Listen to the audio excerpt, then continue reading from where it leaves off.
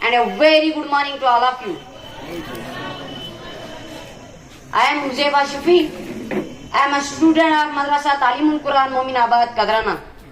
I would like to express my deepest gratitude to Institute for Intellectual Development and Government Higher Secondary School for imparting us the art of public speaking.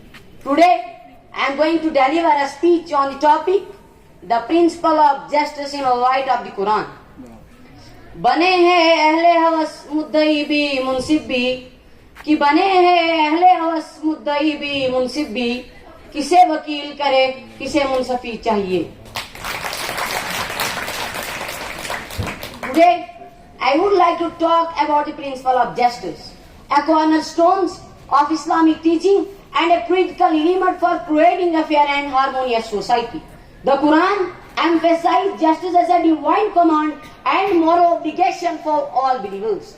Justice is a fundamental attribute of Allah subhanahu wa ta'ala. In Surah An-Nisa, Allah says, O you who have believed, be personally stand of him in justice witness for Allah, even if it be against yourselves or parents and relatives. Whether one is rich or poor, Allah is more worthy of both. So follow not personal inclination, lest you not be just, and if you distort your testimony or refuse to give it, then indeed Allah is your with what you do acquainted. This verse underscores the importance of upholding justice.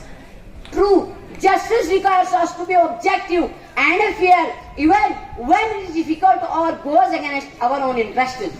This divine directly reminds us that Allah is fully aware of our actions and we must strive to maintain integrity and fairness in all circumstances. Another powerful verse is found in Surah Al-Ma'idah. O you who have believed, be steadfast for Allah, bearing witness in justice, and do not let the hatred of a people prevent you from being just. Be just, that is nearer to righteousness and fear Allah. Indeed, Allah is acquainted with what you do. This verse highlights the responsibility of leaders to administer justice and avoid being swayed by personal desire. It serves as a reminder that those indeed for our dealings foster the trust and respect, reflecting the divine will of Allah and fulfill the covenant of Allah. When you have taken it and do not break also after their confirmation, while you have made Allah a witness over you.